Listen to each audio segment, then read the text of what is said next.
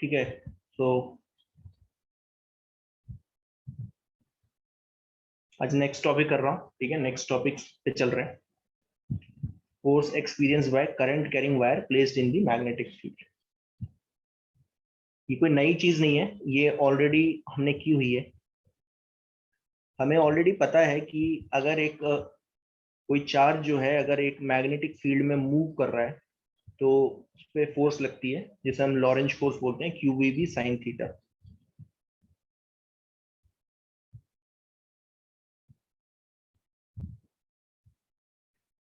अगर एक current carrying wire को मैं किसी मैग्नेटिक फील्ड में रख दूं, मान लीजिए ये एक वायर है, ठीक है।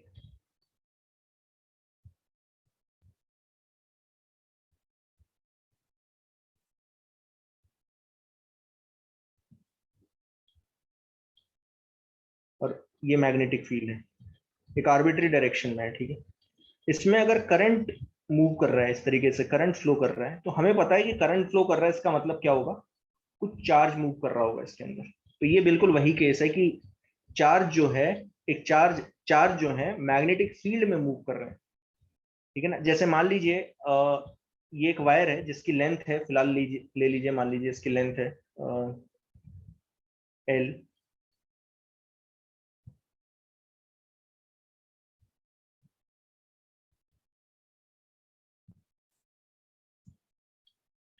L जो है लेंथ ऑफ द वायर है, ठीक है ना।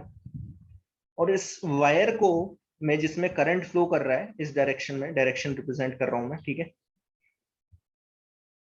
तो आप ऐसे सोचो कि करंट की डायरेक्शन में कुछ पॉजिटिव चार्ज मूव कर रहे हैं। आप ऐसे सोचो, वैसे तो पॉजिटिव चार्ज मूव नहीं करते, क्या मूव करते हैं, नेगेटिव चार्ज मूव करते हैं अपोजिट डायरेक्शन में। बट फॉर द सिंप्लिसिटी मान लीजिए पॉजिटिव चार्ज मूव कर रहा है इस डायरेक्शन में।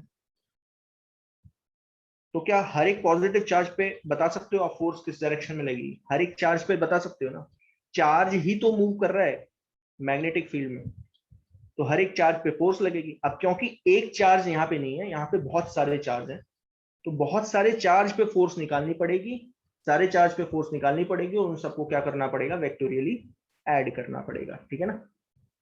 बात समझ में आई मैं क्या बोल रहा हूँ? Yes sir.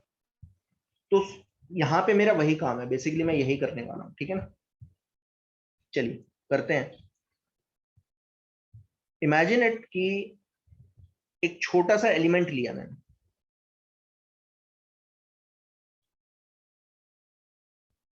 इतना बड़ा एलिमेंट है, कितनी लेंथ का, DL लेंथ का। और आपको पता है ये जो DL वेक्टर होता है इसको क्या बोलते हैं? Current element. हाँ, करंट कैरिंग एलिमेंट वेक्टर, ठीक है।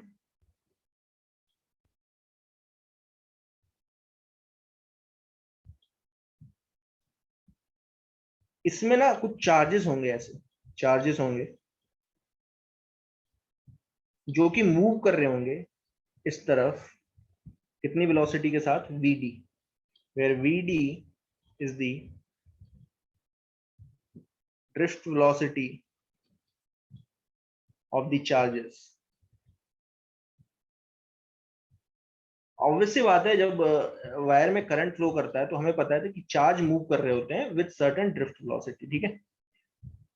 अगर इसके अंदर, इस एलिमेंट के अंदर कितने चार्ज हैं ये पता चल जाए तो मेरा काम बन जाएगा। ये बहुत छोटा सा एलिमेंट है, ध्यान देना, बहुत बड़ा एलिमेंट नहीं है, इसलिए DL से रिप्रेजेंट किया है, ठीक है। तो बहुत छोटा सा एलिमेंट है, इसमें नंबर ऑफ चार्ज कितना होगा, यहाँ पे लिख रहा हूं मैं, बेटर या नीचे लिखूं,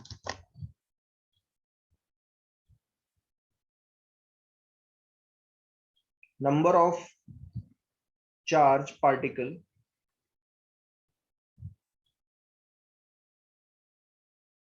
प्रेजेंट इन द एलिमेंट। किसी को याद है, ये पहले भी करवाया हुआ है मैंने।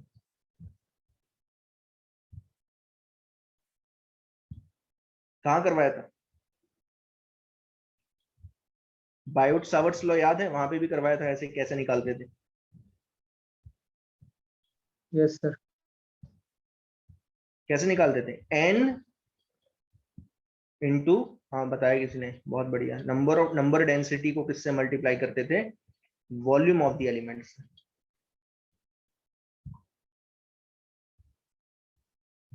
बहुत बढ़िया। वेयर, यहाँ पे लिख देता हूँ n इज दी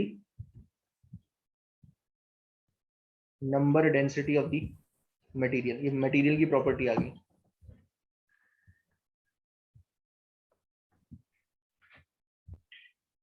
एक और चीज ले लेता हूं यहाँ पे, a is the area of cross section.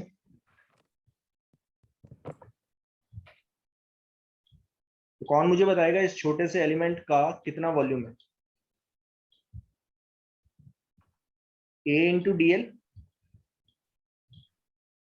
बहुत बढ़िया। सो n into a into D L, this is the number of charge present in the element. ठीक है, अब चार्ज पार्टिकल है, ठीक है, अब बस मैं चार्ज निकाल लेता हूं, मेरा काम बन जाएगा। ठीक है, तो charge present in this element वो हो जाएगा डी क्यू, छोटा सा चार्ज, और मेरे ख्याल से वो होगा, ध्यान देना, number of charge particle, number of charge particle को आप किससे रिप्रेजेंट कर लोगे? वो आपने ऊपर निकाला हुआ है, इनटू ई।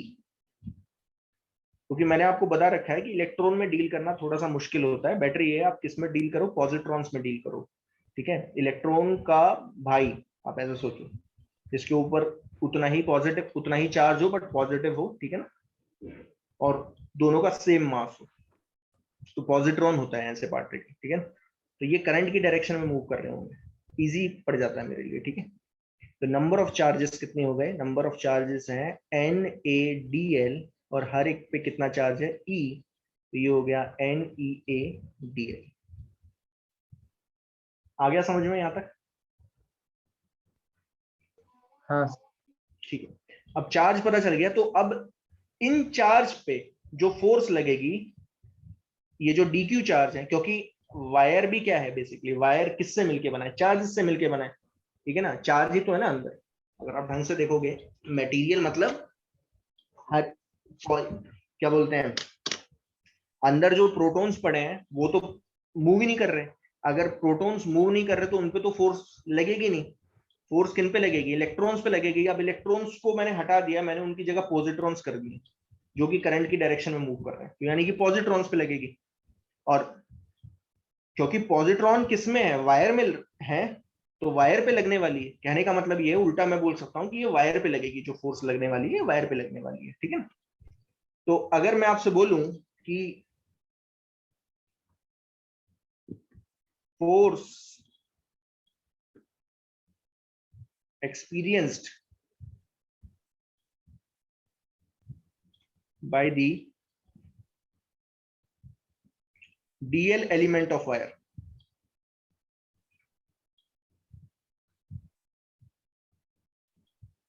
तो आप क्या बोलोगे? ध्यान देना, ये जो फोर्स है, छोटी सी फोर्स है, ध्यान देना, ये मैं लिख रहा हूं, तो ये होगी डी क्यू वी। यहाँ पे v की जगह क्या आ गया? vd। vd क्या है? ड्रिफ्ट वेलोसिटी, क्योंकि ये vd से मूव कर रहे हैं। ठीक है ना, vd, फिर क्या आएगा? Q v B sine theta. अब थीटा यहाँ पे क्या है? थीटा क्या है? ध्यान देना, थीटा क्या है? थीटा है ये वाला एंगल, देखो vd और b के बीच का एंगल, ड्रिफ्ट वेलोसिटी और मैग्नेटिक फील्ड के बीच का एंगल। समझ में आ गया? Yes sir. Okay, of course this is a vector quantity, तो मुझे वेक्टर लगा देना चाहिए, लेकिन मैं यहाँ पे मैग्नीट्यूड ले रहा हूँ। वेक्टर फॉर्म में जो लिखना होगा तब मैं लिख लूंगा। ठीक है, तो ये आ जाएगा, ध्यान देना, अभी उठा के ना डी क्यू उठा के रख दो यहाँ पे, तो ये आ जाएगा n E A D l. हाँ जी, वही तो है ना, चार्ज पे तो लग रही है ना बेसिकली, चार्ज पे फोर्स लग रही है, लेकिन अब चार्ज किससे मिलके बने हैं? चार्ज ही तो वायर को बना रहे हैं ना, तो हम सीधा उल्टा, मैं ये भी लिख सकता हूँ कि ये वायर पे फोर्स लग रही है, कहने का मतलब, लेकिन एक्चुअल में ये अंदर जो चार्ज है उन पे लग रही है। ठीक है ना, तो n E A D l v d B sine theta, थोड़ा सा बस रीअरेंज कर लेते हैं, तो ये आएगा n E A v d d l B sine theta. हाँ, ये वही है बिल्कुल। तो n E A v d पढ़ा होगा कभी आपने, क्या होता है? करंट होता है। Yes, sir. ठीक है, करंट होता है, ठीक है ना। तो ये कुछ नई चीज नहीं है, डेरिवेशन है, ध्यान देना, और ये आ सकता है तो थोड़ा ढंग से देखना, बहुत इंपॉर्टेंट डेरिवेशन है। सो जो छोटा सा फोर्स लगी वो लगी I d l B sine theta, ठीक है। इसे वेक्टर फॉर्म में लिखूं अब, इसे सीधा ना क्या बोलते हैं, आप ये नहीं करना, क्या बोलते हैं, आप इंटीग्रेट मत करना, सीधा इंटीग्रेट मत करना। इंटीग्रेट करने का एक प्रॉपर तरीका होता है, मैंने आपको बता रखा है। इंटीग्रेशन आप डायरेक्टली तभी कर सकते हो क्योंकि फोर्स वेक्टर क्वांटिटी है, और फोर्स को डायरेक्टली इंटीग्रेट तभी कर पाते हो जब हर एक एलिमेंट पे जो फोर्स लग रही है उसकी डायरेक्शन सेम हो। अगर डायरेक्शन डिफरेंट है तो फिर किसको इंटीग्रेट किया जाता है, कंपोनेंट्स को इंटीग्रेट किया जाता है। याद है ये सब? Yes, sir. तो इसे मैं डायरेक्टली इंटीग्रेट नहीं कर रहा हूं, ध्यान देना, मैं इसे वेक्टर फॉर्म में पहले लिख देता हूं। छोटा सा जो फोर्स वेक्टर है वो मैं कैसे लिखूंगा, ध्यान देना। इसको क्या लिख रहा हूं, आई। अब आई एक स्केलर क्वांटिटी है, ठीक है। डीएल एक वेक्टर क्वांटिटी है, मैंने बता दिया आपको ऊपर क्या लिखा है। डीएल क्या है, करंट कैरिंग एलिमेंट वेक्टर है, ठीक है। बी एक वेक्टर क्वांटिटी है, तो ये जो थीटा एंगल है ये किसके बीच का एंगल हो जाएगा, डीएल और बी के बीच का एंगल हो जाएगा। तो यहां पे इसे लिखा जा सकता है ऐसे, डीएल क्रॉस बी। अब आप बोलोगे sir why d l cross B, why not B cross d l? तो आप खुद देखो, ढंग से समझना कि मैंने आपको पहले ही बता रखा है, जो करंट कैरिंग एलिमेंट वेक्टर होता है किस डायरेक्शन में लेते हो, उसकी डायरेक्शन किस तरफ होती है, Direction of current. Direction of current की तरफ होती है। और करंट की डायरेक्शन ही किस डायरेक्शन में, ध्यान देना, वीडी की डायरेक्शन में। करंट वीडी की ही डायरेक्शन में, वीडी मतलब ड्रिफ्ट वेलोसिटी। तो ये जो थीटा था ये किसके बीच का एंगल था, ड्रिफ्ट वेलोसिटी और मैग्नेटिक फील्ड के बीच में। अब मैं, आप ऐसे सोचो कि वीडी किस डायरेक्शन में, करंट की डायरेक्शन में, और करंट की डायरेक्शन में क्या है, डीएल है, डीएल की डायरेक्शन है। तो ये डीएल और बी के बीच का एंगल है। आप ऐसे सोच लो, उल्टा लिख लो, ठीक है ना। ये करंट कैरिंग एलिमेंट वेक्टर और बी के बीच का एंगल है, ठीक है ना, मैग्नेटिक फील्ड। और डीएल और वीडी दोनों सेम डायरेक्शन में हो गए, तो आप लिख सकते हो इस तरीके से, बी क्रॉस डीएल मत लिख देना, ये है एक्चुअली।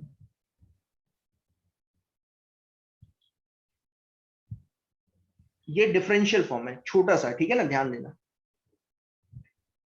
अब कौन मुझे बताएगा इसकी डायरेक्शन किस तरफ आएगी, इस फोर्स की डायरेक्शन किस तरफ आएगी, बताएगा कोई? डीएल क्रॉस बी करो, क्रॉस प्रोडक्ट है अगर आप देखोगे तो,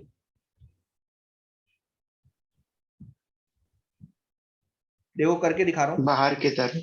बाहर की तरफ देखो, ऐसे दिख रहा है मेरा हाथ, ये डीएल और ये बी है, तो डीएल क्रॉस बी ऐसे आ रही है, मेरी तरफ आ रही है, बाहर की तरफ आ रही है। अगर आप देखोगे इस एलिमेंट की वजह से बाहर की तरफ है, ठीक है। मैं आपसे बोलूं इस एलिमेंट की वजह से किस तरफ होगी, इससे पहले वाला भी तो एक एलिमेंट होगा, उस पे फोर्स किस डायरेक्शन में रहेगी? तो फिर से आप बोलोगे कि सर ये डीएल हो गया, बाहर. ये भी बाहर की तरफ है, ये भी बाहर की तरफ है। तो कहने का मतलब ये है कि इन सब एलिमेंट, अगर आप इस पूरी वायर को छोटे छोटे एलिमेंट्स में तोड़ देते हो, तो हर एक एलिमेंट की फोर्स लग रही है वो किस डायरेक्शन में लग रही है, बाहर की तरफ आ रही है। मतलब डायरेक्शन क्या है, सेम है, ठीक है। तो अगर आप इसे इंटीग्रेट कर सकते हो, पहले बताओ ये इंटीग्रेट है कि नहीं, सीधा इंटीग्रेट कर सकता हूं कि नहीं, कर सकता हूं, since all these forces acting on the elements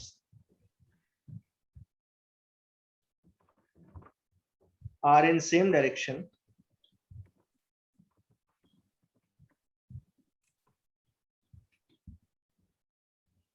then we can directly integrate it.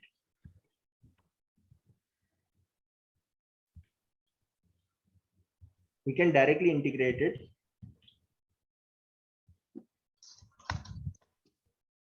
to find out the net force acting on the element. हम डायरेक्टली इंटीग्रेट कर सकते हैं। अच्छा चलिए इंटीग्रेट करते हैं। जैसे ही मैं इंटीग्रेट करता हूँ तो नेट फोर्स पता चल जाएगी पूरे एलिमेंट, पूरे जो वायर पे लग रही होगी। तो बेसिकली मैं इंटीग्रेट कर रहा हूँ, किसका, डीएफ का इंटीग्रेशन कर रहा हूँ। अच्छा डीएफ है क्या, डीएफ है आई डीएल क्रॉस बी। कौन मुझे बताएगा यहाँ पे इंटीग्रेट क्या होगा? आई तो इंटीग्रेट नहीं हो सकता, बी भी इंटीग्रेट नहीं हो सकता, तो सिर्फ क्या होगा, डीएल इंटीग्रेट होगा। तो इसको ना ऐसे लिख दिया जाता है, कई लोग ऐसे लिख देते हैं,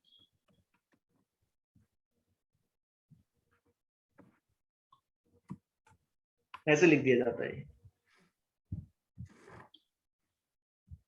चलिए अब ध्यान से समझना इस चीज को, यही बहुत इंपॉर्टेंट है। अगर ये चीज समझ में आ गई तो मेरा काम बन जाएगा। ध्यान देना, मैं पूरे वायर को तोड़ के दिखा रहा हूँ आपको। ये पूरा वायर था,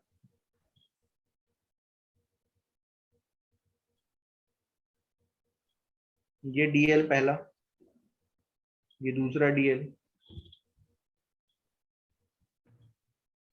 आपने हर एक एलिमेंट पे क्या निकाली होगी, फोर्स। और जब आप इंटीग्रेट कर रहे हो तो बेसिकली आप डीएल को ही इंटीग्रेट कर रहे हो। इन सारे डीएल को जब मैं इंटीग्रेट कर रहा हूं तो बेसिकली क्या कर रहा हूं, मैं इन सबको ऐड कर रहा हूं। कौन मुझे बताएगा, अगर इन सारे डीएल को इंटीग्रेट कर दिया जाए तो मुझे कौन सा डीएल मिलेगा, कौन क्या मिलेगा basically? Length of the wire. जब मैं बेसिकली इंटीग्रेट करने का मतलब क्या होता है, ऐड कर रहे हो। तो आप डीएल डीएल सबको ऐड कर रहे हो, DL DL DL DL vectorially add कर रहे हो। ध्यान देना, वेक्टोरियल एडिशन है ये। तो जब आप इसे ऐड कर दोगे तो आपको क्या मिल जाएगा, एक बड़ा वेक्टर मिलेगा जो कि क्या होगा, ये लेंथ ऑफ द वेक्टर पता, लेंथ ऑफ द वायर पता चल जाएगा। बेसिकली इन सब डीएल को ऐड करने पे आपको क्या मिल रहा है, एक वेक्टर ही मिल रहा है, बट ये एक बड़ा वेक्टर है, ठीक है ना, एल वेक्टर। तो इस बुक में क्या होता है, बुक्स में ऐसे लिख देते हैं, डायरेक्टली लिख देते हैं,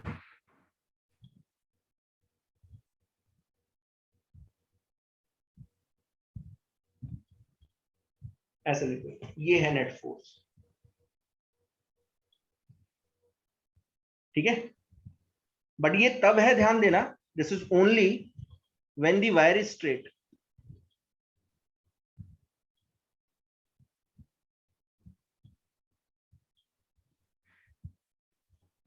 अगर वायर स्ट्रेट है, ध्यान से समझना, if it is a straight wire तो आप सीधा क्या कर सकते हो, आई एल क्रॉस भी लिख सकते हो। समझ में आया यहां तक कि नहीं आया? Yes sir. Yes sir. Curved wire के लिए भी बताऊंगा अभी, कर्व्ड वायर के लिए कैसे करते हैं, कि वायर जरूरी थोड़ा ना है कि दुनिया में सारी वायर स्ट्रेट ही थोड़ा ना होती है। कर्व्ड वायर भी हो सकती है, लूप हो सकती है, कुछ भी हो सकता है, ठीक है ना। तो स्ट्रेट वायर के लिए आप ये फॉर्मूला लगा दोगे, I l B sine theta, ठीक है। इसी को आप कैसे लिख सकते हो, I l B sine theta के फॉर्म में लिख सकते हो, ठीक है। इसका जो मैग्नीट्यूड है यहाँ लिख देता हूँ, मैग्नीट्यूड, दोनों चीजें बता देता हूँ। मैग्नीट्यूड, तो मैग्नीट्यूड जो आएगा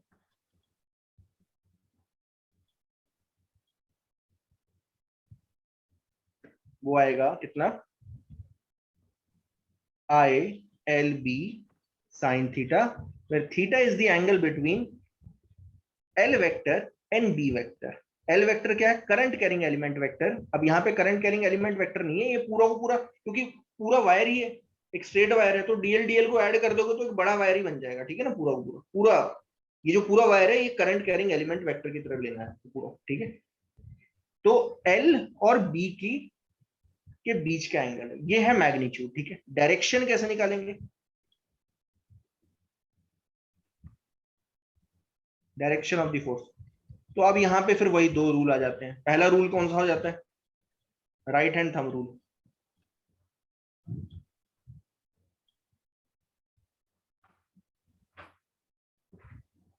ठीक है, राइट हैंड थंब रूल क्या कहता है,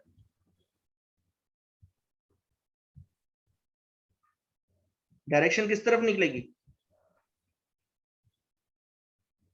राइट हैंड थंब रूल से तो निकालूंगा एल क्रॉस बी।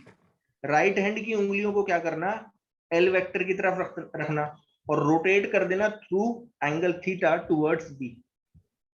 तो आपको थंब जिस डायरेक्शन में होगा उस डायरेक्शन में फोर्स की डायरेक्शन आपको पता चल जाएगी। जैसे समझना इस चीज को, यहां पे बना ही देता हूं बैटरी। ये था आपका वायर, ये है एल वेक्टर, ये है बी वेक्टर, दोनों के बीच का एंगल है ये, ठीक है। तो फोर्स कहाँ होगी बताओ, फोर्स कहाँ निकलेगी, फोर्स की डायरेक्शन किस तरफ होगी, आउटवर्ड। आउटवर्ड, साफ साफ पता चल रहा है, ठीक है। एल क्रॉस बी अगर आप करते हो, देखना जरा, एल क्रॉस बी, तो थंब कहाँ आएगा, बाहर की तरफ, ठीक है। यहाँ लिख देता हूँ, यहाँ पे आउटवर्ड है, यानी कि क्रॉस में डॉट लगाना चाहिए।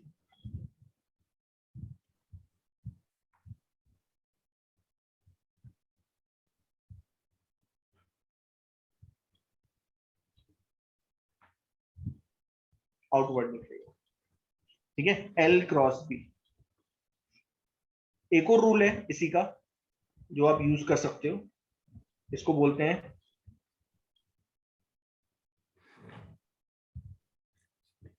Fleming's left hand rule.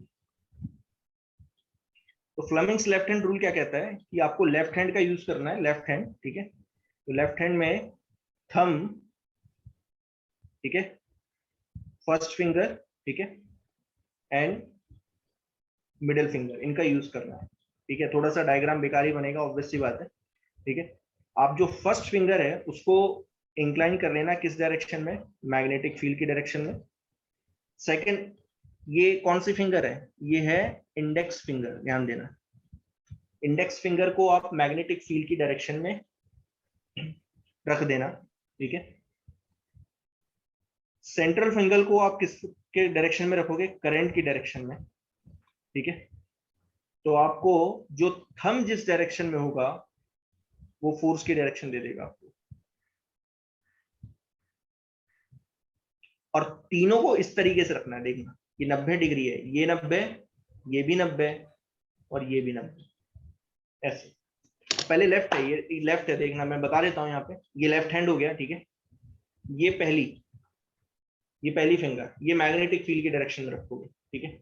अब देखो, अब बोलोगे कि सर यहाँ पे तो बड़ी प्रॉब्लम है, मैग्नेटिक फील्ड और एल के बीच में कितना एंगल है, थीटा एंगल, तो कैसे रखूं। तो आप बेटर ये है, आप ऐसे रखो, पहले ये करंट की डायरेक्शन में रखो, ठीक है, ये करंट की डायरेक्शन में। देखो ये वाली फिंगर है ना, ये करंट की डायरेक्शन में होगी, करंट इस तरफ जा रहा है। अब ये कहां रखोगे, तो ये बी नहीं, उस कंपोनेंट, ये वाली जो है ना, ये वाली जो फिंगर है, ये उस डायरेक्शन में रखोगे। किस डायरेक्शन में रखोगे, एल के बिल्कुल परपेंडिकुलर डायरेक्शन। जैसे ये मैग्नेटिक फील्ड है, ये मैग्नेटिक है, तो मैग्नेटिक फील्ड का ये वाला जो कंपोनेंट उस डायरेक्शन में रखोगे। इसलिए मैं बोल रहा हूं ना, ये बहुत ज्यादा कंफ्यूजिंग है, ठीक है ना। ये तभी लग सकता है, ये रूल तभी लगेगा जब मैग्नेटिक फील्ड और करंट के बीच में कितना एंगल हो, 90 डिग्री। तो बेटर ये ना, राइट हैंड रूल यूज कर लिया करो। राइट हैंड में क्या है, ये कभी भी लग जाता है, ठीक है ना।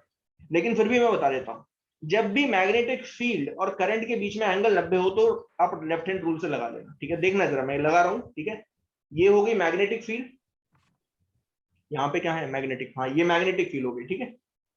ये मैग्नेटिक फील्ड, ये करंट, हम देखो कहाँ आ रहे हैं, मेरी तरफ आ रहा है, बाहर की तरफ आ रहा है। आ गया समझ में, यस सर। ठीक है। तो फ्लेमिंग्स लेफ्ट हैंड रूल भी आपको डायरेक्शन दे देगा, कोई प्रॉब्लम नहीं है। But Fleming's left hand rule तब लगाओ जब करंट और मैग्नेटिक फील्ड के बीच में कितना एंगल हो, 90 डिग्री हो, तभी लगाना, अगर लगाना है तो। वरना मैं तो ये बोलूंगा कि राइट हैंड थंब रूल से कर लो, कोई बहुत बड़ी बात नहीं है, राइट हैंड थंब रूल भी हमेशा आंसर सही देगा, ठीक है। ये है जब स्ट्रेट वायर है, ध्यान देना, when the wire is straight, ठीक है। बी, सेकंड पार्ट बोल रहा हूं, if wire is curved,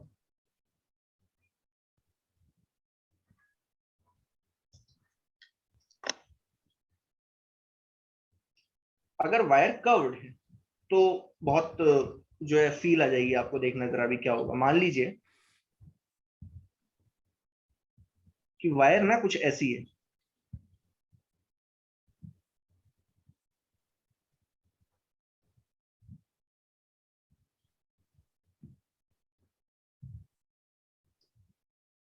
of course current इसमें ऊपर की तरफ फ्लो कर रहा है, करंट ऐसे फ्लो कर रहा है।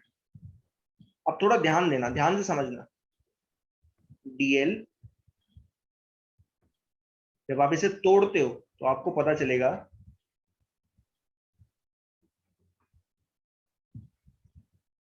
ऐसे तोड़ रहे हो, ठीक है ना, ध्यान से समझना इस चीज को।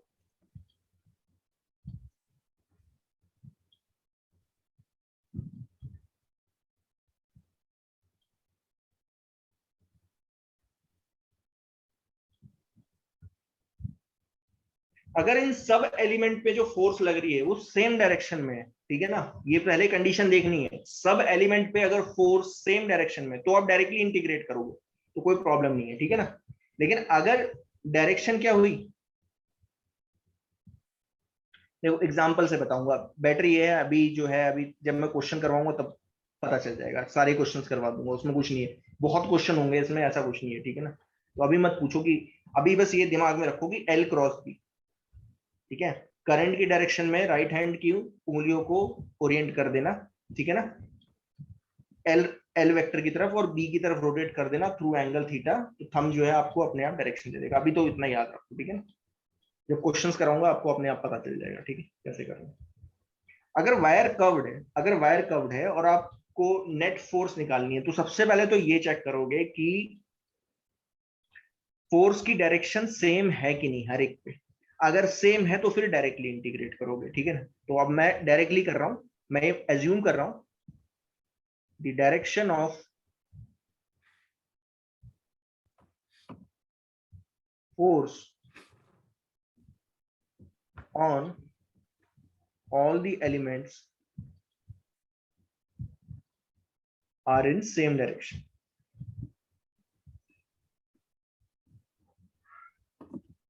तो मैं इंटीग्रेट करूंगा तो नेट फोर्स देखो क्या आएगी, ध्यान देना। अब फिर से इंटीग्रेट किया, इंटीग्रेट करने के बाद ये आ रहा था हमारे, ये अलग से बताने की जरूरत नहीं है, हमें पता है यही आता है। अब डीएल को इंटीग्रेट कर रहा हूं, इंटीग्रेशन का मतलब क्या होता है, ऐड करना। अब डीएल खुद में क्या है, एक वेक्टर क्वांटिटी। अब थोड़ा ध्यान देना, बेसिकली डीएल को जब मैं ऐड करूंगा, इन सारे डीएल्स को ऐड करता हूं, देखना जरा क्या आएगा, ध्यान से समझना। ये पहला डीएल, ध्यान से समझना, ये दूसरा डीएल, इन दोनों को जब मैं ऐड करूंगा तो क्या मिलेगा, मुझे बताएगा कोई। वेक्टोरियली ऐड कर रहा हूं, क्या मिलेगा, ये याद है, triangular law of vector addition. Yes sir. अच्छा, अब इसमें ये लगा दिया, ये ऐड किया, क्या मिलेगा बताओ।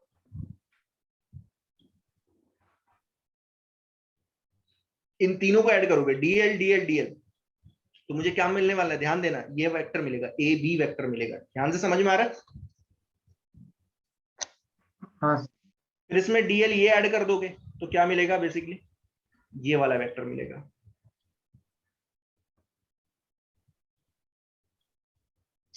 आया समझ में, ये होगा मेरा एल वेक्टर, ध्यान देना। अब यहां बताओ जरा, यहां बताओ क्या होगा, अगर मैं डीएल डीएल सबको ऐड करूं तो बेसिकली मुझे क्या मिलने वाला है। आप क्या करोगे, इनिशियल पॉइंट और फाइनल पॉइंट को ज्वाइन करके एक वेक्टर बना दोगे, देखो ऐसे। आ गया समझ में। हाँ सर। क्योंकि ये सब वेक्टोरियली ऐड हो रहे हैं, और वेक्टर, बहुत सारे वेक्टर्स को ऐड करने के लिए कौन सा तरीका यूज होता है, polygon law of vector addition. तो polygon law of vector addition क्या कहता है, polygon law of vector addition कहता है कि सबसे लास्ट वाला जो वेक्टर है उसके हेड को सबसे लास्ट वाले वेक्टर के सबसे पहले वाले वेक्टर की टेल से ज्वाइन कर देना थ्रू अ वेक्टर, तो वो है ये होगा रिजल्टेंट वेक्टर आपका, या addition of all these two all the vectors. तो वो ये यहां पे ये है, इसको नाम दे रहा हूं, ध्यान देना क्या, ये है पॉइंट इनिशियल आई और ये है एफ, तो इसको नाम दे रहा हूं, ध्यान देना, एल एफ आई वेक्टर। तो इस पूरे का एडिशन क्या होगा, आई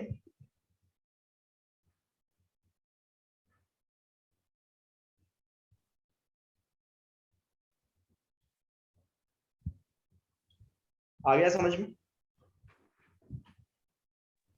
yes sir.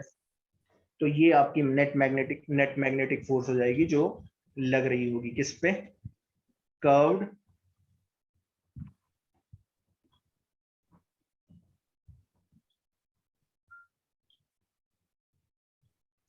Curved current carrying wire पे, ये फोर्स लग रही होगी curved current carrying wire.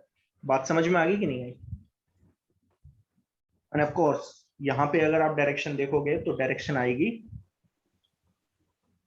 L vector को, ये जो एल एफ आई वेक्टर है इसको आप क्या करोगे, सारी उंगलियां जो है राइट हैंड की उंगलियों को एल एफ आई वेक्टर की तरफ ओरिएंट कर देना और रोटेट कर देना through an angle theta towards magnetic field, तो नेट मैग्नेटिक फोर्स की डायरेक्शन पता चल जाएगी आपको।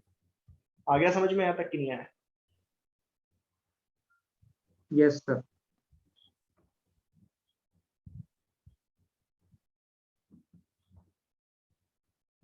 चलिए पहले जो है अब मैं एग्जांपल कराता हूं, ध्यान देना। आप बस मुझे फोर्स की डायरेक्शन बताओगे, ठीक है ना, ध्यान से समझना।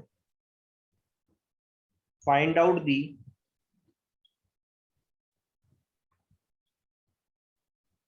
डायरेक्शन ऑफ फोर्स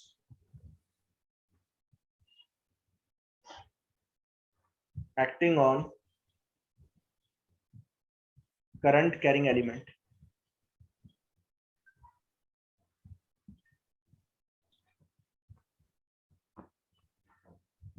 पहला केस देखना जरा, पहला केस, अब बहुत सारे केस हैं, 3-4 केसेस हैं, आप सिर्फ डायरेक्शन बताओगे, ठीक है ना।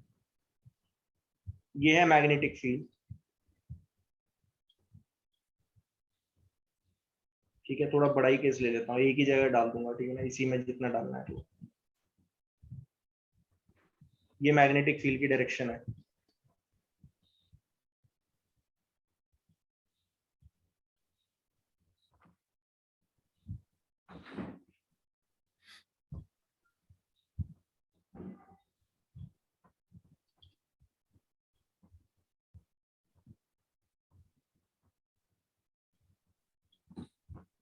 ठीक है। देखिए पहली वायर देखिए कैसी है,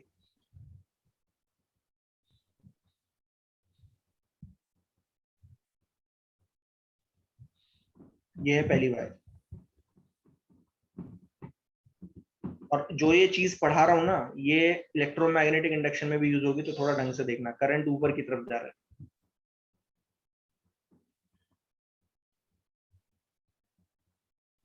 पहला ये हो गया। दूसरा, दूसरी वायर ध्यान देना, इनटू दी प्लेन, इसमें करंट कहाँ जा रहा है, अंदर की तरफ। कौन मुझे बताएगा पहले केस में फोर्स किस डायरेक्शन में लग रही है? डायरेक्शन बतानी, मैग्नीट्यूड नहीं बताना आपको, सिर्फ डायरेक्शन बतानी है।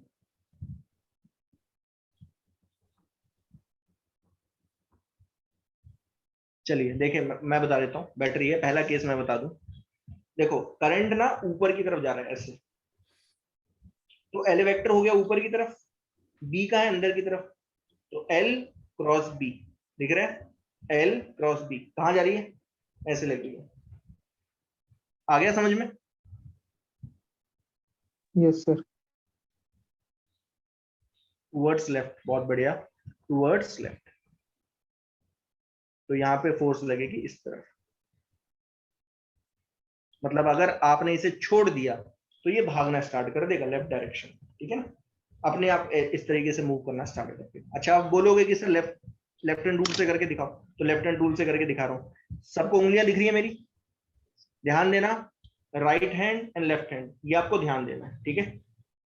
राइट हैंड रूल लगाओगे तो ये वाला यूज करोगे, एल क्रॉस बी, ठीक है। अब लेफ्ट हैंड लगा रहा हूँ, लेफ्ट हैंड में पहली उंगली किस तरफ, मैग्नेटिक फील्ड, ठीक है, मैग्नेटिक फील्ड जा रही है अंदर, ठीक है, अंदर की तरफ जा रही है। ये वाली उंगली मिडिल वाली करंट की तरफ, करंट जा रहा है इधर, हम कहां गया, लेफ्ट साइड में, दिख रहा है सभी को? Yes sir. ठीक है, तो लेफ्ट डायरेक्शन में फोर्स लगेगी, तो ये फोर्स की डायरेक्शन होगी।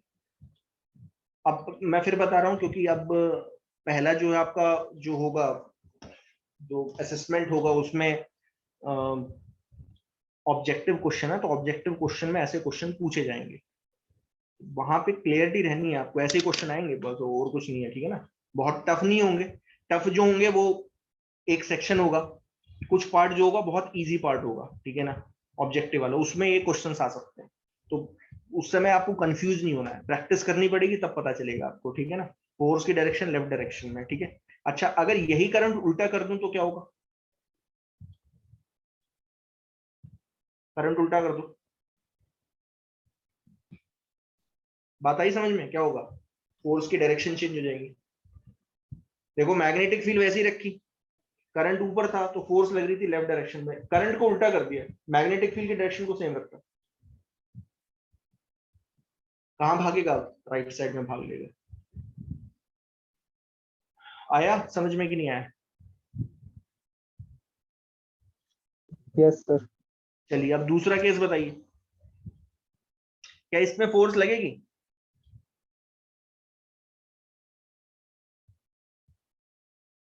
Sine zero. क्यों? करंट अंदर जा रहा है, अंदर जा रहा है, मैग्नेटिक फील्ड भी अंदर है। अगर करंट अंदर जा रहा है तो जो वो एल वेक्टर होगा वो भी अंदर की तरफ ही होगा, और मैग्नेटिक फील्ड के अंदर भी अंदर है, तो थीटा कितना हो गया? जीरो। और थीटा जीरो हो गया तो नेट फोर्स कितनी है? जीरो। No force.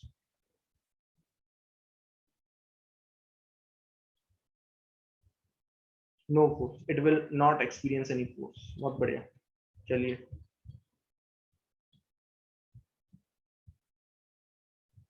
अगर, ठीक है, अगर ये चीज समझ में आ गई है तो मुझे अब ये बताओ, अगर समझ में आ रही है तो आप मुझे ये भी बता दोगे, ध्यान देना।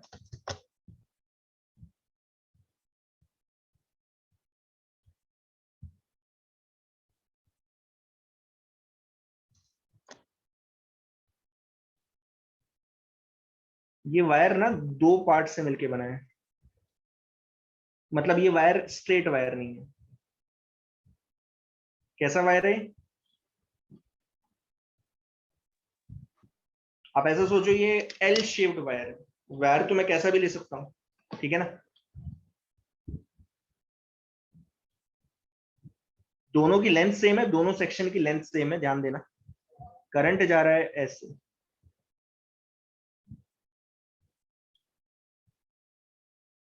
चलिए अब बताओ कैसे करोगे इसे?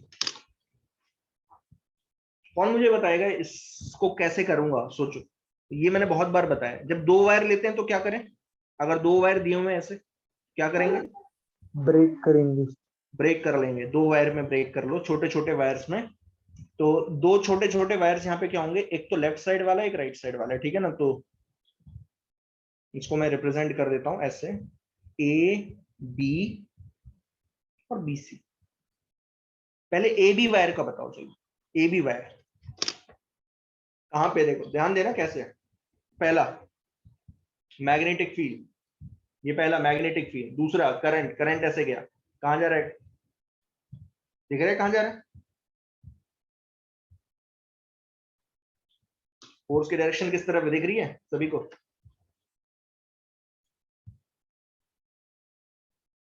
यहां सर बना ले रहा वापस हूं, से देखो। बताएं। आ गया समझ में? सर वापस बताएं। मैं बता रहा हूं, देखो ये है current, sorry magnetic field. Magnetic field अंदर जा रही है, ये करंट, करंट की डायरेक्शन दिख रही है ना? Current yes sir. अब कहां जा रहा है? यस सर समझ।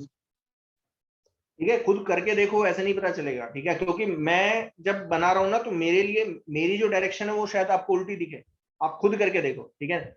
और आपको जो स्क्रीन पे दिखेगी वो सेम डायरेक्शन दिखेगी, ठीक है? अच्छा अब इधर देखो, इधर देख लेते हैं सेकंड वाली वायर का। सेकंड वाली वायर का देखो, ये पहले मैग्नेटिक फील्ड, करंट गया ऐसे, ये थंब कहां जा रहा है?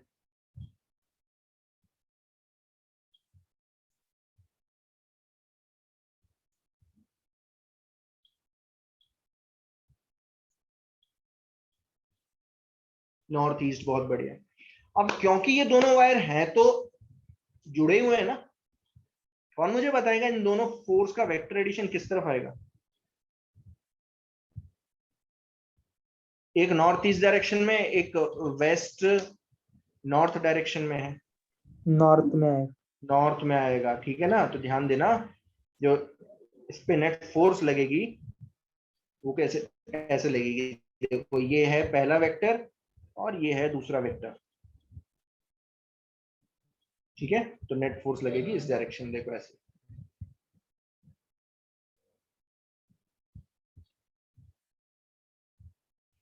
ठीक है, नेट फोर्स डायरेक्शन किस डायरेक्शन में लगेगी? ऊपर की तरफ। तो ये ऊपर की तरफ चल देगा नॉर्थ डायरेक्शन में, ठीक है ना? इस तरीके से सोचना है। बात समझ में आ गई क्या? Yes sir. चलिए अगर समझ में आई है तो फिर ये भी करके दिखा दीजिए। आगे ले जा रहा हूँ थोड़ा सा और, थोड़ा सा इसी में आगे लेके जा रहा हूँ।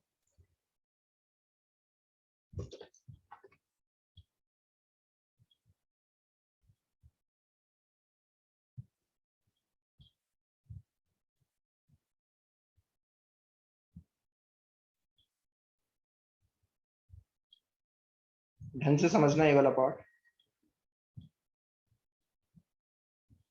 कौन बताएगा ये क्या है?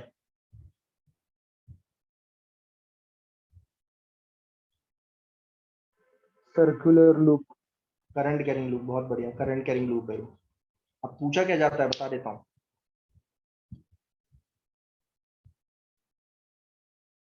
पूछा जाएगा, बताइए कि अगर एक करंट कैरिंग लूप को एक परपेंडिकुलर मैग्नेटिक फील्ड में रख दिया जाए तो उसके साथ क्या होगा, क्या होता है उसके साथ। ठीक है, अब एक तो ये हो गया, ठीक है, ये लूप हो गई। पहले मैं सर्कुलर लूप की बात कर लेता हूँ, चलिए अब देख लेते हैं। ठीक है, अब आप बोलोगे इसमें एक बड़ी दिक्कत आ जाती है कि सर ये स्ट्रेट नहीं है। जैसे आपने अभी जो ऊपर वाला क्वेश्चन कराया था तो उसमें तो साफ साफ पता चल रहा था कि दो स्ट्रेट वायर हैं, दोनों पे मैं कैलकुलेट कर सकता हूँ फोर्स, और मैंने दोनों को वेक्टोरियली ऐड कर लिया। यहाँ तो बड़ी दिक्कत है सर, यहाँ पे तोड़ू कितना, कितने पार्ट में टूटेगा, कौन मुझे बताएगा। अब ये लूप है और ये हमेशा जो है कर्व्ड है, इसका जो है डीएल डीएल है वो कंटिन्यूअसली डायरेक्शन चेंज करते जा रहा है, दिख रहा है सभी को। ये डीएल इस डायरेक्शन में, अगर यहाँ पे डीएल लोगे तो क्या चेंज हो गई, डायरेक्शन। डायरेक्शन। तो पहले जो पहले वाला डीएल था ना उसकी डायरेक्शन देखो, उस पर फोर्स किस डायरेक्शन में लगेगी। अब देखना जरा, करंट की डायरेक्शन दे रखी है ना सबने, करंट की डायरेक्शन दे रखी है ना सबने, देखना जरा अभी क्या होगा। जो ये छोटा सा डीएल है वो है इस डायरेक्शन में, देखना जरा, मैग्नेटिक फील्ड इधर, डीएल इस डायरेक्शन में, छोटा सा, फोर्स लगेगी ऐसे, देखना मैं दिखा रहा हूं।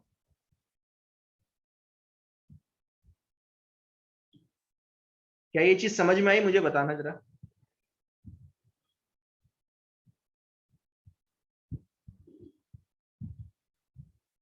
ये चीज समझ में आई सभी को?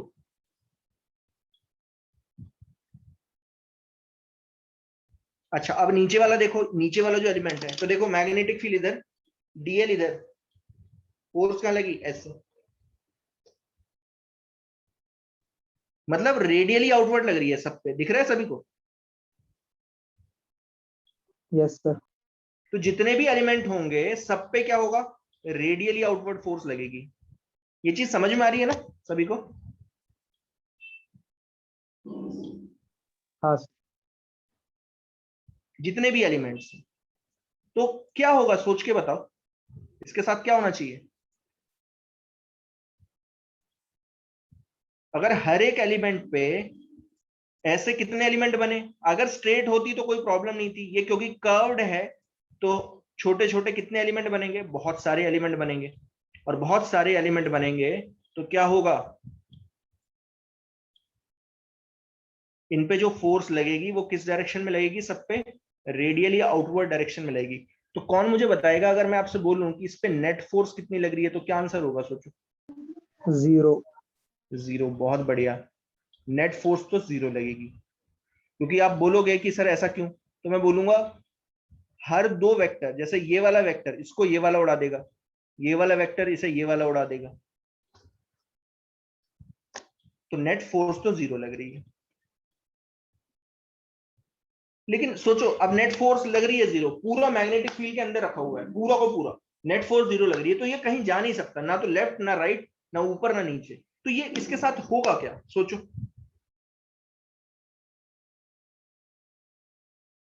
मान लो मेरे हाथ है, ऐसे हाथ है, अब यहां से भी कोई खींचे और यहां से भी कोई खींचे, तो ऑब्वियस सी बात है मैं कहीं जाऊंगा तो नहीं, लेकिन मेरे साथ क्या होगा,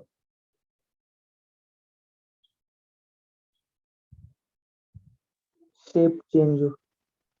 सोचो ना। स्ट्रेच करूंगा, बहुत बढ़िया, ये जो लूप है ना ये क्या होगी, स्ट्रेच होती होती इसका पेरीमीटर बढ़ता ही चले जाएगा ऐसे, और ये थोड़ी देर बाद टूट जाएगी। अगर आपने करंट की वैल्यू बढ़ा दी, अच्छी खासी बढ़ा दी, तो क्या होगा, ये स्ट्रेच करती जाएगी, और थोड़ी देर बाद क्या होगी, टूट जाएगी अगर अच्छा खासा करंट प्रोवाइड कर दिया। तो नेट फोर्स 0 है but it will start stretching.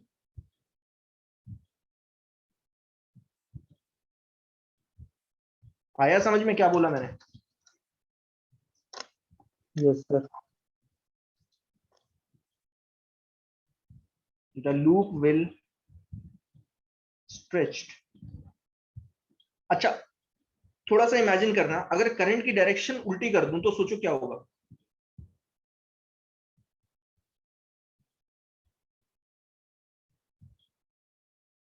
यहीं पे लिख रहा हूं, यहीं पे।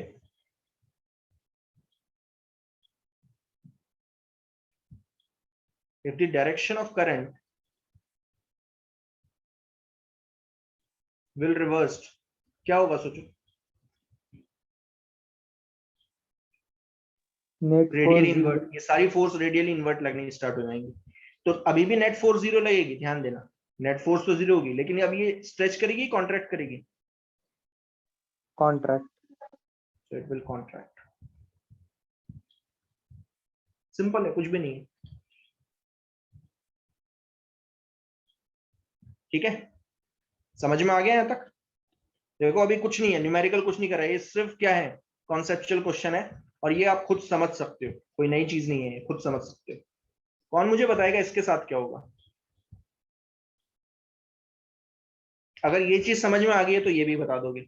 ये एक आर्बिट्री शेप की वायर है।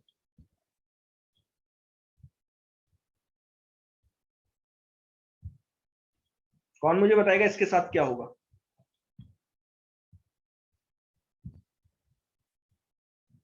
इसके साथ क्या होगा, बताइए क्या होगा?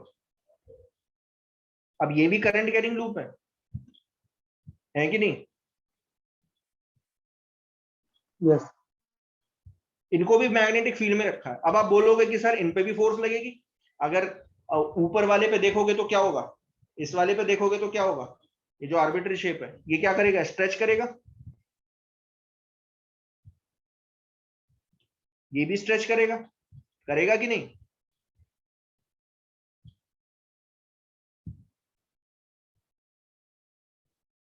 करेगा। नेट फोर्स कितनी लगेगी, नेट फोर्स 0 ही लगेगी, ध्यान देना। नेट फोर्स 0 ही लगेगी, इस पे भी नेट फोर्स 0 ही लगेगी। तो ध्यान देना मैं क्या बताने की कोशिश कर रहा हूं। अगर कोई भी लूप किसी भी शेप की हो, अगर वो मैग्नेटिक फील्ड के अंदर रखी है, ध्यान देना कैसी, यूनिफॉर्म मैग्नेटिक फील्ड के अंदर रखी हुई है, उस पे नेट फोर्स हमेशा 0 लगती है, हमेशा। यहां पे लिख देता हूं, नोट पे लिख देता हूं, कहीं भूल ना जाओ।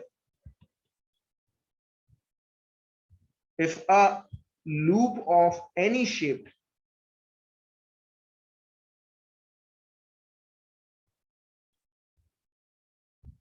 is placed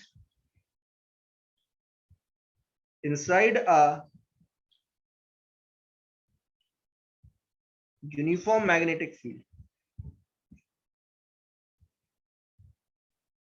और पूरी रखी होनी चाहिए, ध्यान देना, ऐसा नहीं होना चाहिए कि आधा पार्ट मैग्नेटिक फील्ड में और आधा पार्ट बाहर है ना, पूरा को पूरा, पूरी की पूरी लूप अगर यूनिफॉर्म मैग्नेटिक फील्ड के अंदर रखी है, इट विल एक्सपीरियंस 0 फोर्स। ये चीज याद रखना हमेशा, याद रहेगा ये। Yes, sir. ठीक है, ये याद रखनी है, ठीक है ना, क्योंकि ये पूछा जाएगा, ये छोटे छोटे क्वेश्चंस होते हैं और कुछ नहीं है। ठीक है, कुछ नहीं दिया जाएगा, बोलेंगे कि it will move towards left, it will move towards right, है उसी पोजीशन में रहेगी या नन ऑफ दीज, कुछ नहीं है। अब इसमें क्या निकालूं, कुछ नहीं है निकालने को तो, ठीक है ना, याद रख लो बस, सीधी सी बात है, जब बता दिया तो उतना ही है। अब आप बोलोगे कि सर फिर इसके साथ होगा क्या, तो मैं फिर से वही बोलूंगा, हर एक एलिमेंट क्या करेगा, बाहर की तरफ निकलने की कोशिश करेगा। अब इमेजिन करो कि ये दोनों कैसा शेप ले लेंगी, सोचो ये कैसा शेप लेगी। कहीं मूव तो नहीं कर सकती, लेकिन हर एक एलिमेंट पे फोर्स रेडियली आउटवर्ड लग रही है, सोचो ये कैसा शेप लेगी।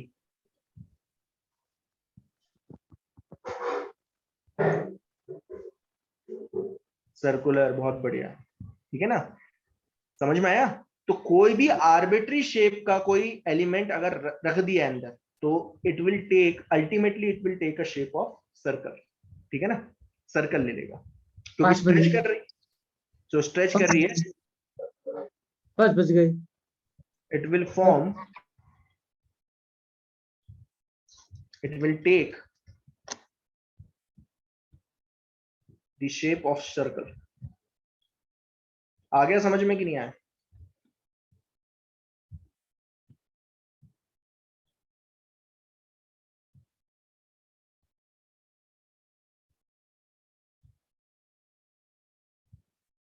ये याद रखनी है, कुछ चीजें हैं, ये चीजें मैंने बता दी हैं, ये चीजें याद रखनी है, ठीक है? या नहीं याद रहेगा ये?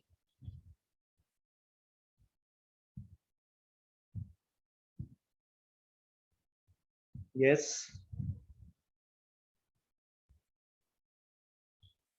चलिए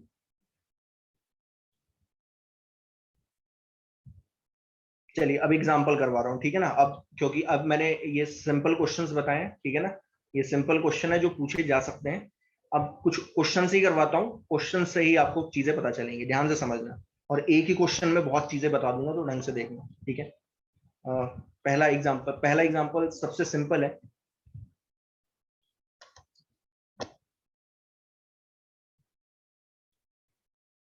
find out the force acting on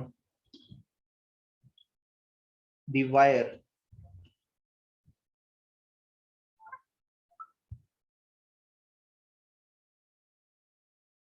ठीक है, एक ही जगह दे रहा हूं, ठीक है? एक ही जगह पे, तो एक ही जगह कैलकुलेशन करूंगा, ढंग से देखना। Placed in uniform magnetic field, ठीक है? ध्यान से समझना, ठीक है? एक ही जगह दूंगा, अलग से देने की जरूरत नहीं है। ये जो मैग्नेटिक फील्ड है, ये वैल्यू है 2 टेस्ला।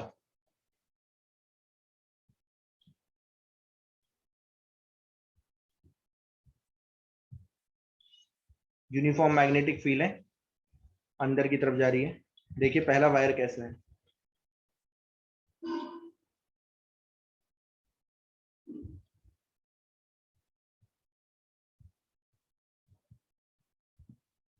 इसमें करंट फ्लो कर रहा है 10 एम्पियर।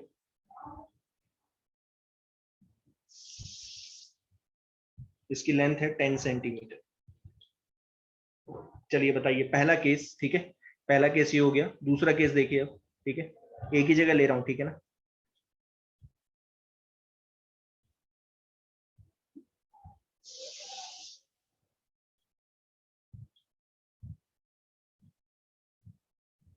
जो अभी बताया था वही बता रहा हूँ, ठीक है ना? बिल्कुल as it is.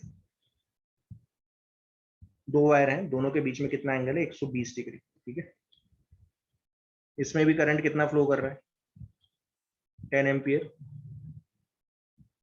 Length 10 centimetre, 10 centimetre दोनों की। पहले ये दो कर लेते हैं, ठीक है? फिर बाकी आगे देखेंगे। आपको क्या निकालनी है? Find out the force acting on the wire, ठीक है ना? नेट फोर्स निकालनी है, ठीक है? पहला केस बताइए जल्दी।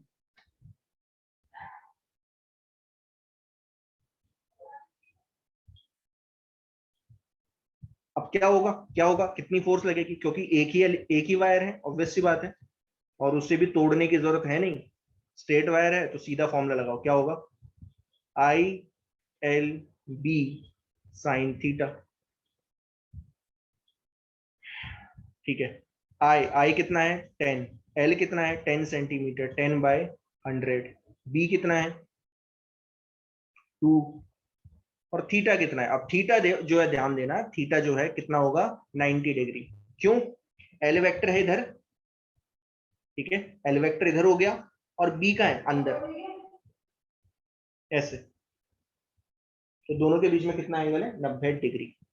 बात समझ में आ गई? तो साइन 90, यहां पे लिख देता हूं, l vector is perpendicular to B. ध्यान देना ये। तो आपका आंसर आ गया कितना? 2 न्यूटन आया ना? 0.2 कैसे आ रहा है?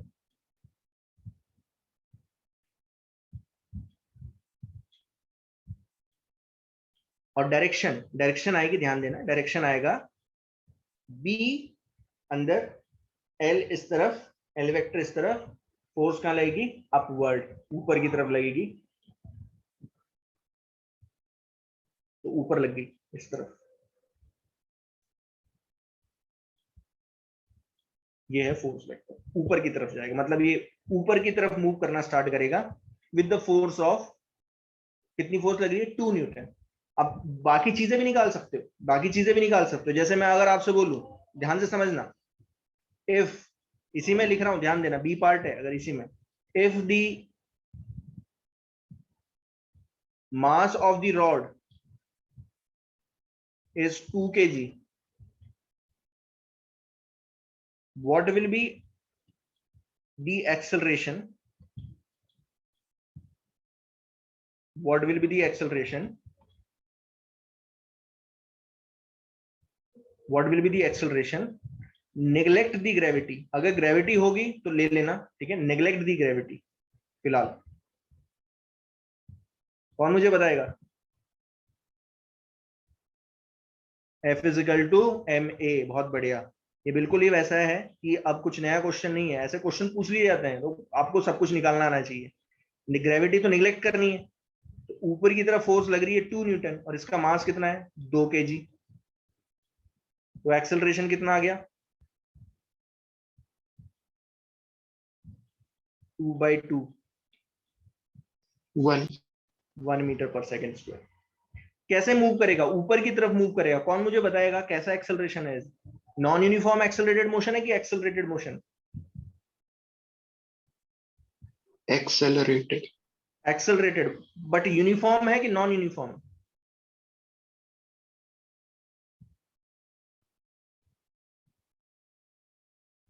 अरे यूनिफॉर्मली एक्सेलरेटेड मोशन है कि non uniform accelerated motion, uniform, uniformly accelerated motion, साफ साफ पता चल रहा है, फोर्स ऊपर ही लग रही है, तो एक्सेलरेशन हमेशा ऊपर की तरफ रहेगा और कांस्टेंट है मैग्नीट्यूड। तो अगर मैं आपसे पूछ लूं व्हाट विल बी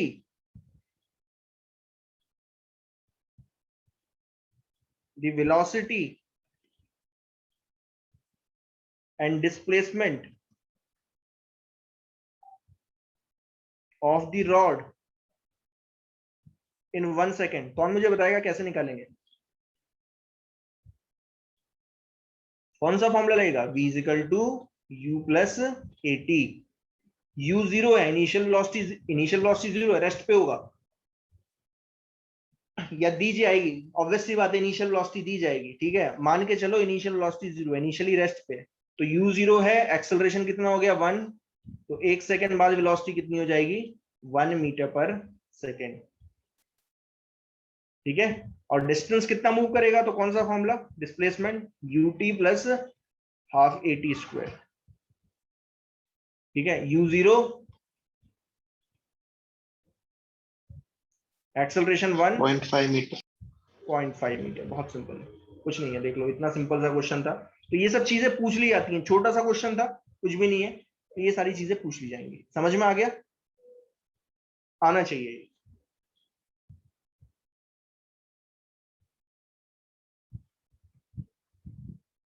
आ गया समझ में यहां तक, चलो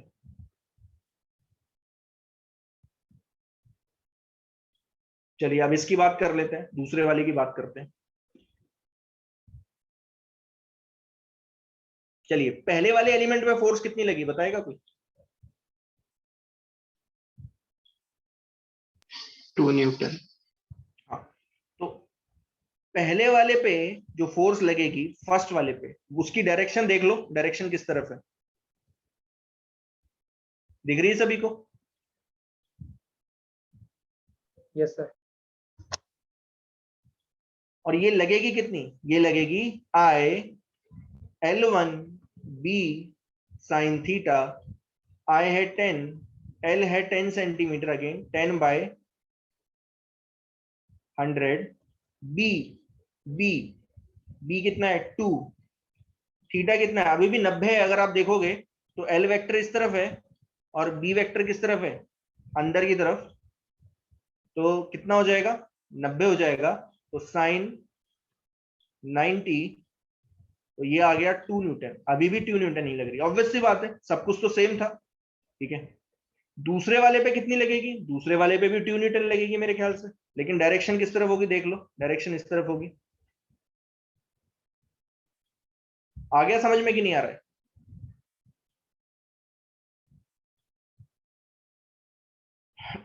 आ रहा है समझ में? दूसरे पे भी सेम लगेगी। Yes, sir. F2।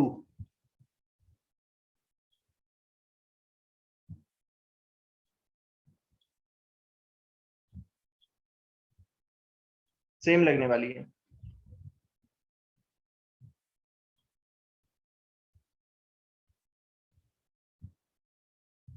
To newton. अब जो नेट फोर्स है वो इन दोनों का क्या होगा? Vectorial addition. अब इनको ना पीछे ले जाओ ऐसे, इन दोनों के बीच में एंगल देखना है मुझे। कौन बताएगा ये एंगल कितना होगा? 90 degree. ये 90 है ना? 90 नहीं, 90 नहीं है। ये 90 है, ये 90 है, ये 120 है, तो ये 60 होगा।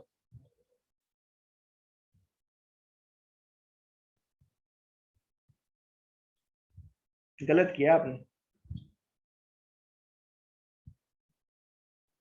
ढंग से करो। ये F1 और ये F2, इन दोनों के बीच में कितना एंगल है? 60 डिग्री है, देख लो।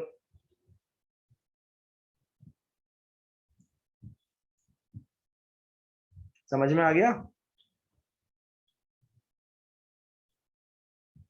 60 डिग्री होगा, ठीक है ना। ये 90 है, ये 90 है, ये 120, ये कितना होगा? ये 60 होगा, 60 डिग्री, ठीक है। तो ये 60 है, ये 2 न्यूटन, ये भी 2 न्यूटन।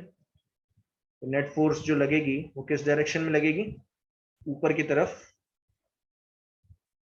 ऐसे, जो कि होगी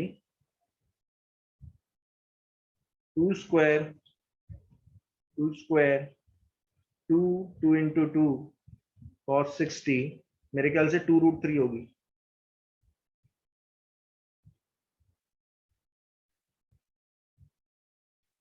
two root three towards north, बहुत बढ़िया। 2√3 टूवर्ड्स नॉर्थ, यहाँ बताने की जरूरत नहीं थी, डायरेक्शन एज सच निकालने की भी जरूरत नहीं है, क्योंकि हमें पता है कि जब दोनों फोर्सेस सेम होती हैं तो जो रिजल्टेंट होता है वो क्या होता है?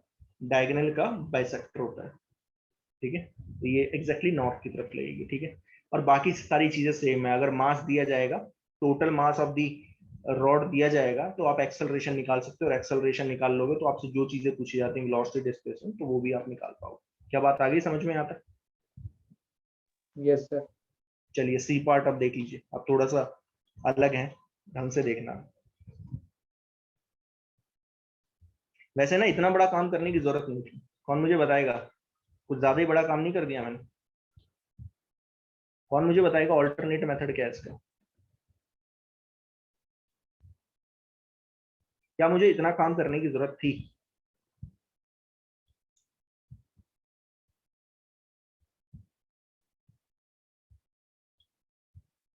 कोई जरूरत नहीं थी, ठीक है ना।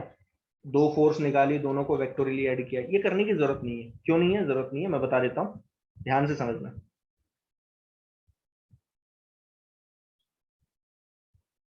मैंने आपको एक चीज बताई थी, क्या बताई थी? ध्यान से समझना कि इस पे जो फोर्स लगेगी वो लगेगी आई,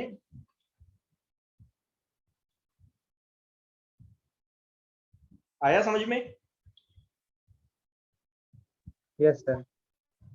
यही तो फॉर्मूला बताया था। अगर मान लीजिए स्ट्रेट हो तो कोई प्रॉब्लम नहीं है, लेकिन स्ट्रेट अगर ना हो तो फिर आप दो तरीके से कर सकते हो।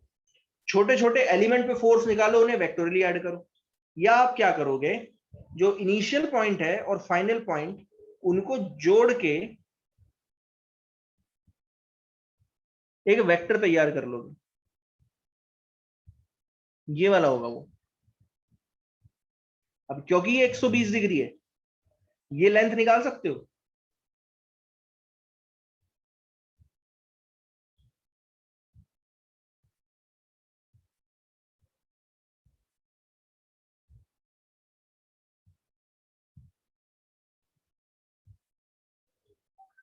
ट्राइंगल बना लो, बताएगा कोई ये लेंथ कितनी होगी? ये जो वेक्टर बनाया है मैंने ऑरेंज कलर का, इसकी लेंथ कितनी होगी? ये 10 सेंटीमीटर है, ये 10 सेंटीमीटर है। कौन बताएगा ये कैसे निकालेंगे ये वाली लेंथ? परपेंडिकुलर ड्रॉ कर दो। ये एंगल हो गया 60, ये एंगल हो गया 60, इसको x मान लो। बताओ क्या होगा x? किससे निकालूंगा, बताएगा कोई? sin 60। साइन 60 से x बाय 10 हो जाएगा साइन 60। साइन 60 आप लोगों को पता है क्या होता है? √3/2, 5√3। 5√3। अब बताओ ये जो लेंथ है ये वाली LIF, ये वेक्टर कितना लंबा है? 10√3। 10√3। 10√3। तो इसका जो मैग्नीट्यूड है वो है 10√3। बस हो गया मेरा काम। जो नेट फोर्स लगेगी उसका मैग्नीट्यूड बता रहा हूं, डायरेक्शन तो आप खुद ही निकाल लोगे, वो होगी 10। करंट कितना फ्लो कर रहा है? 10। LIF ये कितना लंबा है? 10√3 लंबा है, ठीक है। मैग्नेटिक फील्ड 2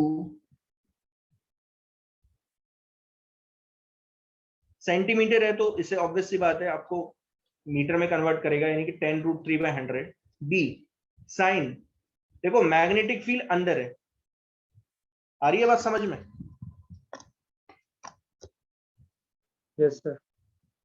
तो मैग्नेटिक फील्ड जब अंदर है और LIF ये जो इनिशियल एंड फाइनल पॉइंट से ज्वाइन करके जो मैंने वेक्टर तैयार किया है वो कहाँ है? प्लेन में एग्जिस्ट कर रहा है, तो दोनों के बीच में कितना एंगल हो गया? 90 डिग्री। 90। हो गया आंसर। जो नेट फोर्स लग रही है वो कितनी लग रही है? देखो 2√3। 200√3 तो आंसर आ गया 2√3।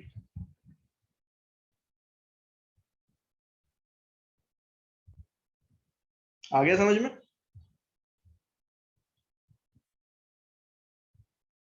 आया समझ में कि नहीं आया?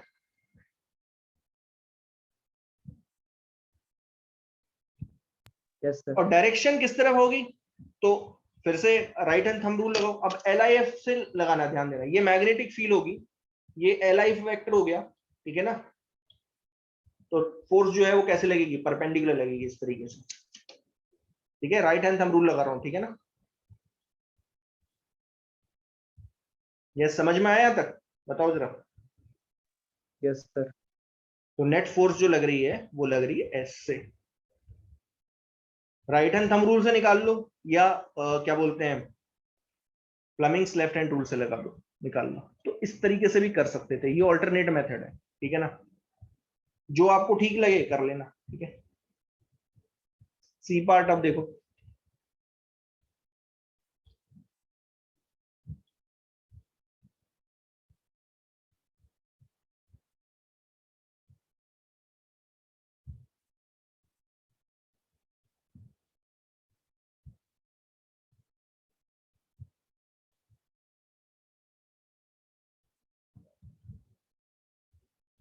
ये बहुत बेसिक क्वेश्चन है, ये सारे एनसीईआरटी में, एनसीईआरटी एसएल अरोरा में आपको मिल जाएंगे, ठीक है। ये जेई मेंस वाले नहीं है, आप ऐसा सोचो कि जेई मेंस है। हाँ बोल सकते हो, ऐसा नहीं है कि जेई मेंस में और नीट में पूछे जा सकते हैं, लेकिन ये इतने टफ नहीं है। ये किसी का दिमाग अगर चलता है ना वो खुद निकाल लेगा, कोई बहुत बड़ी बात नहीं है उसके लिए, ठीक है। जरा ध्यान से समझना अब इस पार्ट को, इस चीज को ध्यान से समझना, ठीक है। ये मैं आर्बिट्री शेप ले रहा हूँ, थोड़ा थोड़ा सा ज्यादा आर्बिट्री शेप है, ठीक है। अजीब सा शेप ले रहा हूँ, लेकिन समझ लेना इस चीज को।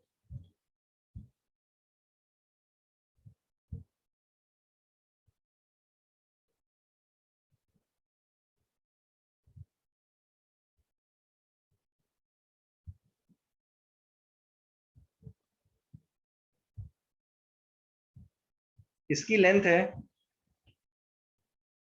2 मीटर, ये एक सेमी सर्कल है, ये भी 2 मीटर लंबा है, ठीक है।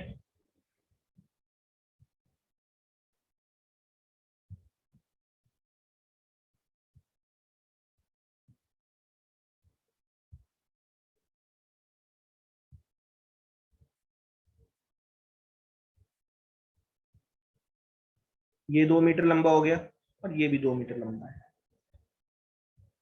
करंट फ्लो कर रहा है 2 एम्पियर, ठीक है, मैग्नेटिक फील्ड अगेन 2 टेस्ला है, ठीक है। यहां पे A B C D E, आपको क्या क्या बताना है?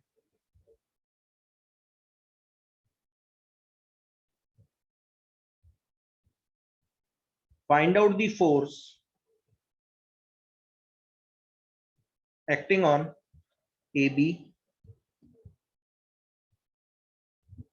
BC, BC का मतलब क्या है यहाँ पे? आर्क, ठीक है ना, CD, DE and total force. अब कुछ नहीं है, ध्यान देना, एक एक करके बताओ जल्दी। FAB जल्दी बताएगा कोई? और डायरेक्शन बताते चलोगे सारे के सारे। चलिए पहले डायरेक्शन बताइए।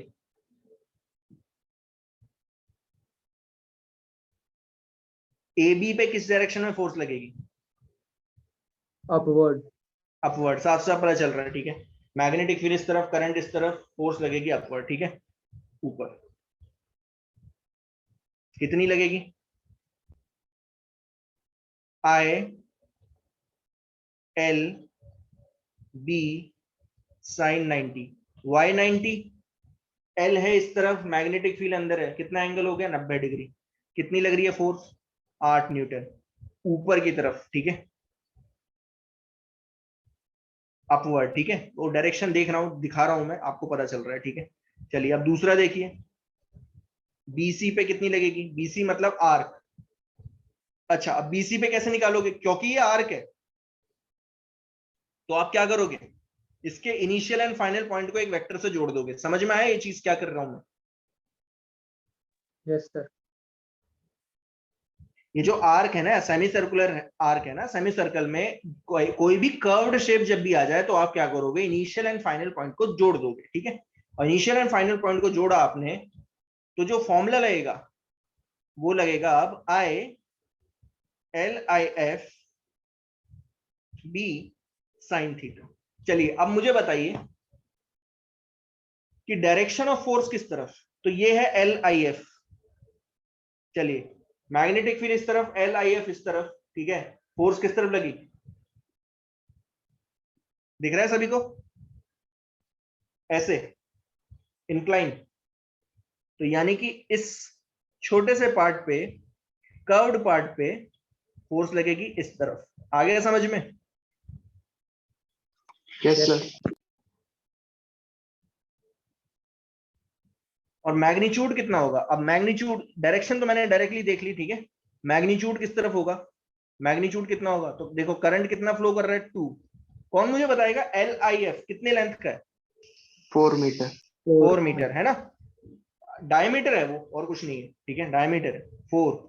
B2 sin 90, अभी भी 90 है। LIF है इस तरफ, ठीक है, प्लेन में है, और मैग्नेटिक फील्ड प्लेन के परपेंडिकुलर है, तो यानी कि 90 डिग्री। तो यानी कि ये कितना हो गया? ये हो गया 16 न्यूटन।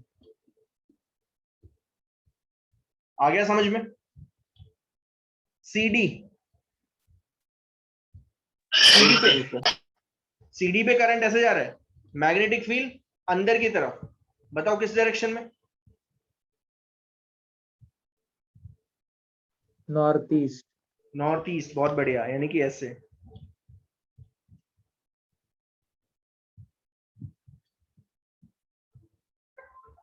तो FCD ये होगा ILB sin थीटा, ठीक है।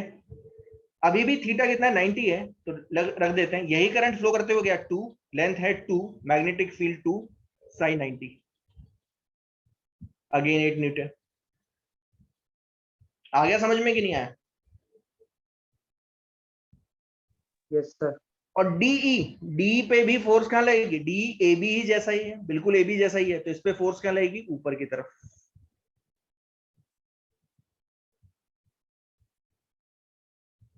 तो कितनी लग गई DE पे? Same, L B sine theta 2 into 2 into 2 sine 90, अभी भी 90 डिग्री है, ध्यान देना, तो 8 न्यूटन। देखो सब पे निकाल दिया आपने। अब इन सबको अगर वेक्टोरियली ऐड कर सकते हो तो कर लेना, ठीक है। टोटल निकालने के लिए कोशिश करो, हमेशा क्या करना, शॉर्ट फॉर्म। सबसे पहला जो था वो था यहाँ पॉइंट, और सबसे लास्ट पॉइंट है ये। आ गया समझ में? Yes sir. अब ये कितने लेंथ का होगा? अगर मैं ये एंगल दे दूं, ध्यान देना, ये एंगल दे दूं 90 डिग्री, कौन मुझे बताएगा कैसे निकालेंगे?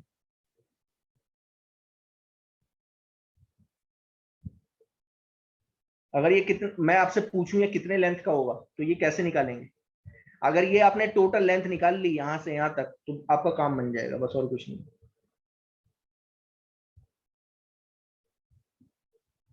कौन बताएगा कैसे निकालेंगे? पाइथागोरस।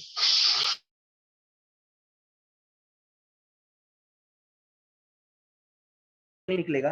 तो मान लीजिए ये एंगल मैंने दे दिया, ध्यान से समझना इस चीज को, ये आ गया 30, ये दिया है 30, और ये दे दिया है आपको मान लीजिए 60 डिग्री, मान लीजिए ऐसे दे दिया, मान लीजिए दिया जाएगा ये सब। अब बताएगा कोई कि ये लेंथ कितनी होगी, बताओ ये कितनी है यहां से यहां तक? 2 मीटर। यहां से यहां तक 2 मीटर। टोटल निकाल रहा हूं, सबको वेक्टोरियली ऐड करने की जरूरत नहीं है, कर सकते हो, मुझे कोई प्रॉब्लम नहीं है। सबको वेक्टोरियली ऐड करोगे तो क्या होगा, सबको कंपोनेंट्स में डिवाइड करना पड़ेगा, फिर वेक्टोरियली ऐड कर देना। लेकिन मैं आपसे बोल रहा हूं इतना बड़ा करने की जरूरत नहीं है, आप सिर्फ लेंथ बताओ मुझे। अब देखो ये वाली लेंथ कैसे निकालूंगा, बताएगा कोई? और ये वाली लेंथ कैसे निकालूंगा? अगर ये x ले लूं, ये y ले लूं, तो कैसे निकलेगा? ट्राइंगल देखो, ये वाला ट्राइंगल, ध्यान से समझना इस चीज को। ये 30 डिग्री है, ये 4 मीटर है, कौन मुझे बता देगा x कितना है इस ट्राइंगल से? और एक छोटे वाला ट्राइंगल साइड में देखो, 4 cos 30। ये CD, ये एंगल 60, ये है 2, और ये है y। समझ में आ रहा है मैं क्या बोल रहा हूं? x/4 cos 30 हो गया, तो x क्या आ जाएगा? हाँ 2√3 मीटर, बहुत बढ़िया। तो ये x आ गया 2√3 मीटर। y बताओ, y/2 कितना हो जाएगा? अगेन cos 60, तो y कितना आ गया? 1 मीटर। आ गया समझ में? Yes sir. तो टोटल लेंथ जो है A से E तक वो कितनी है?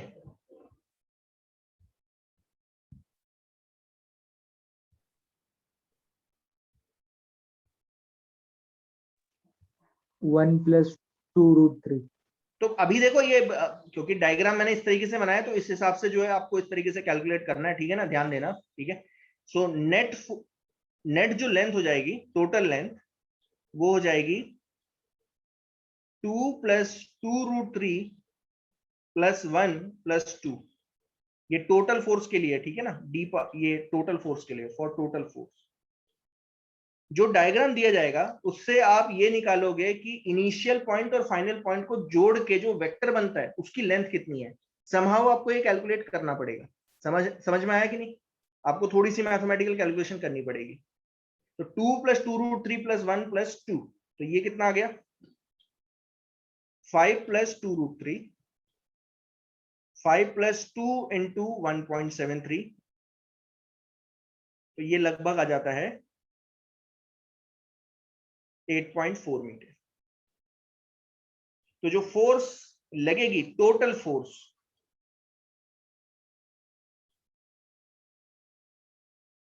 वो कितनी होगी? आए, ये टोटल लेंथ है, ठीक है ना,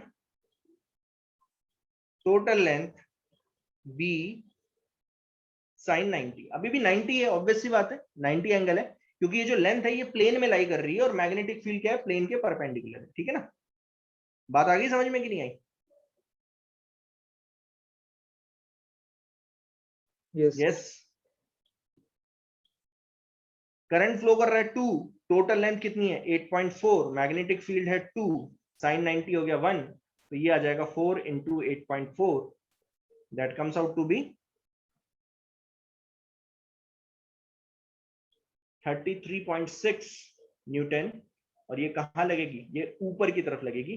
ऊपर की तरफ क्यों लग रही है, बताएगा कोई?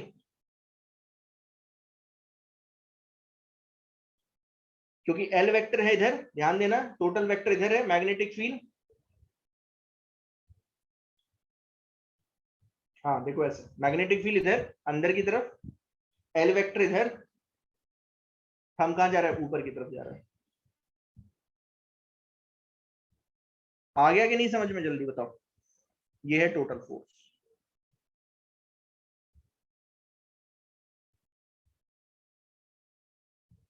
तो अब देखो, ये मैंने बता दिया इस तरीके से। जरूरी नहीं है हमेशा इजी हो, लेकिन मैक्सिमम केस में इजी होता है टोटल निकालना। वरना आप ये तो समझ लो कि 4 फोर्सेस हैं, चारों को एक जगह लगाना और चारों को कंपोनेंट्स में डिवाइड करके नेट फोर्स निकाल लेना, वो भी एक तरीका है, अवेलेबल ऑप्शन है, तो उससे भी आ जाएगा। आ गया समझ में कि नहीं आया किस तरीके से निकालना है?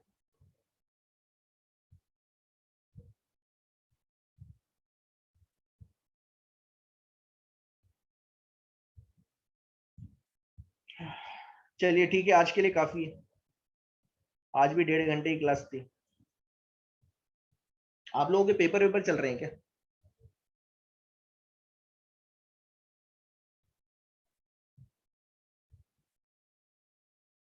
चलिए ठीक है, आज के लिए काफी है फिर।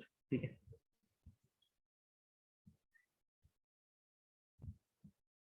किसी को कोई भी डाउट हो ना तो पूछ सकता है वो, ठीक है।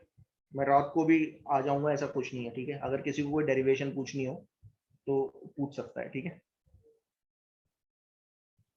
ठीक है, चलिए आज के लिए काफी है, थैंक यू।